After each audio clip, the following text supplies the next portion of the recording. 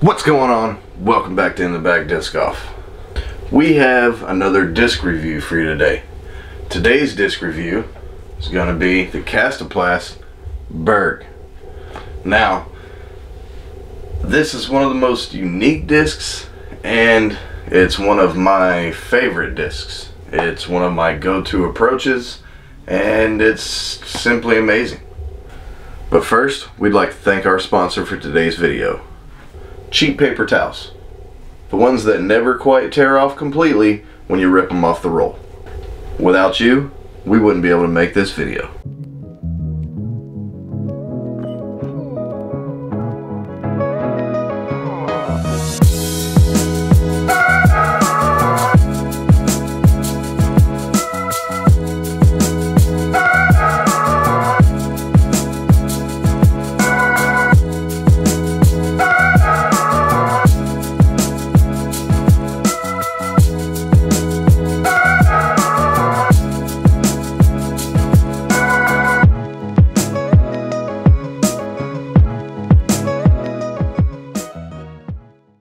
One, 1, 0, 2.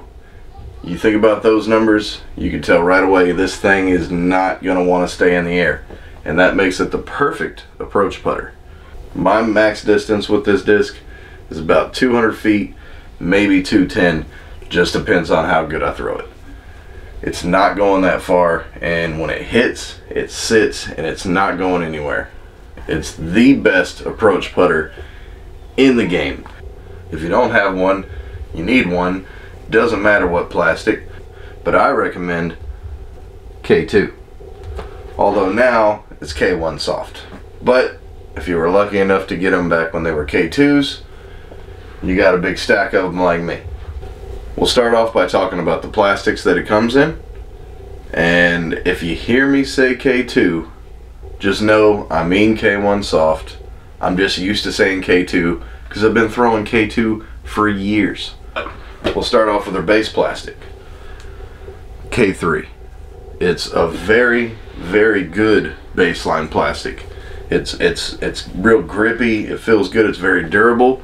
I've done a lot of throwing and putting with this disc, and there's no dings. I mean, it's scuffed up, but of course it's been thrown. The difference in the flight plate between the K3 and the K1 and the K2, K1 soft, you'll notice on the K3 the very top is flat. You have your raised bevel here, which is the staple of the Berg, but on the K1 and the K2 or K1 soft, in the middle here it's actually bumped up a little bit, and you can see that right here. You see how it's kind of raised right there in the middle, and see how this one's just straight across. It's a very minor thing, but it's something that you'll notice. It doesn't affect how it feels in your hand, how it throws, anything like that. It's just worth pointing out that that's a slight difference between the plastics. Here is a K1, and the only difference between the K1 and the K2 is the same plastic, but the K2 is a little more gummy. You can see even the K1 it's a little soft. It's not real soft, but your K2 will be gummier.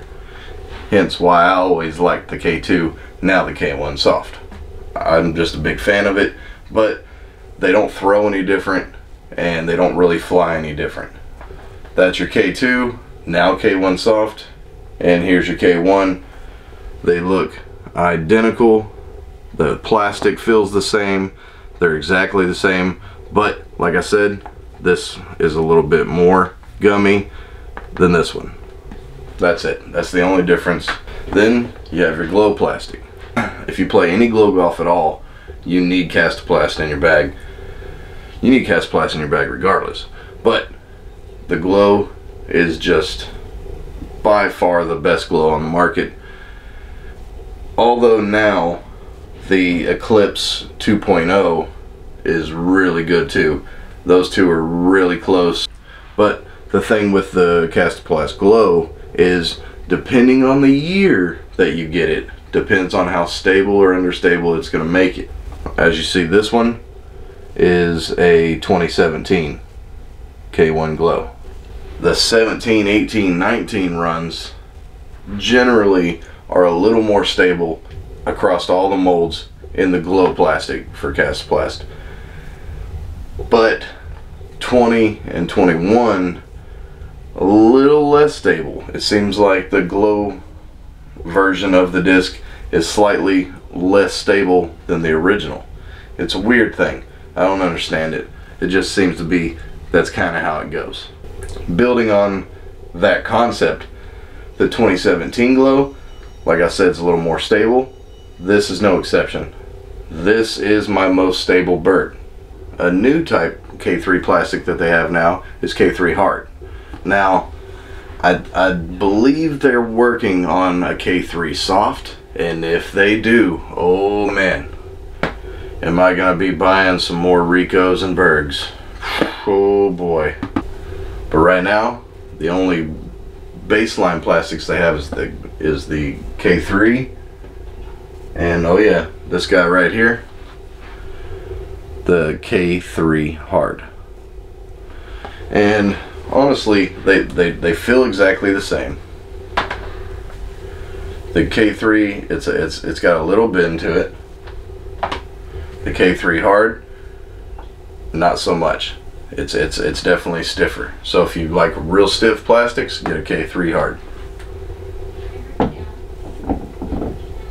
I think that got back where he's supposed to go.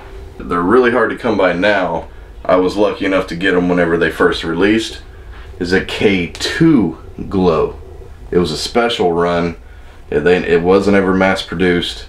It was a fundraiser. You can see if you ever see this stamp on there, that's a K2 Glow. And honestly, I never throw this one because of how rare it is. So it's just kind of a keepsake. One that just came out, I got it in the white just because I like the way it looked. Oh yeah, you like that? Is that good? Is that good? The old Eric Oakley Berg. I'm so happy he's with Infinite now and he can throw the Berg, man. And then instantly, it took him what, 2 throws, and he was like, yeah, in the bag, because that's how good this disc is. It's great. I don't know why it took me so long to do a video on it.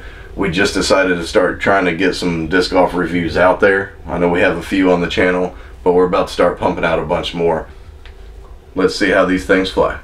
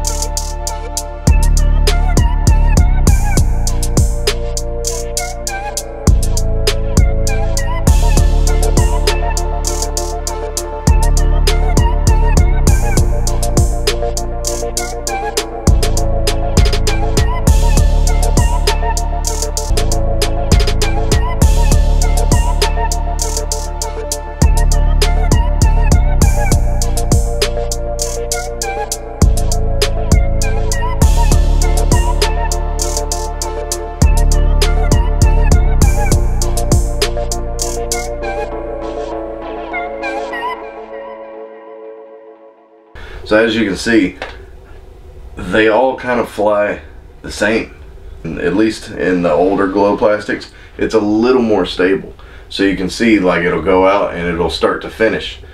But if you throw this thing flat and hard and you get some pop on it, it's just going to go dead straight, and it's just going to sit straight, and whenever it hits that ground, it's just going to stay. Whenever you throw it on Annie, it's just going to hold that line all the way out, and then the last quarter of the life, it's going to start to flatten out. But it's going to flatten out and continue to kind of keep following that same path, if not just come out dead straight and land. Just depending on how much Annie you put on it. On hyzer, it's you can throw it, it's not going to come up flat, it's going to stay on that hyzer the whole time, and it's just going to keep punching forward until it drops out of the air, which won't be very long after you throw it. 112 meters is the furthest a Berg's ever been thrown on record, and that's only 367 feet, give or take an inch or so. So think about that. I will tell you this much: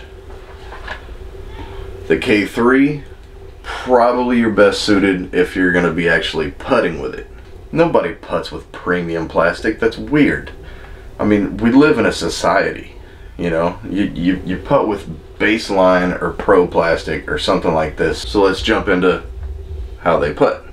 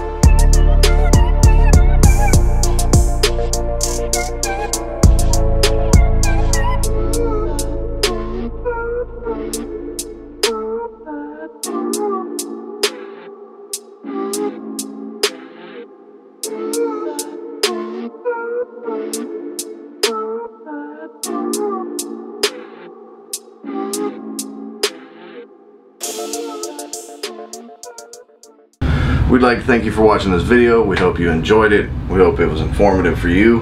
Make sure you like, share, subscribe, hit the little bell for notifications. You can go ahead and click this little guy right here right now. Go ahead, click it, boom, there you go. Check out a couple of these videos, maybe this one right here. We'll see you next time in the Bag Disc Golf. You want to say hi? Say hi. No, hi. Hi. It's a disc.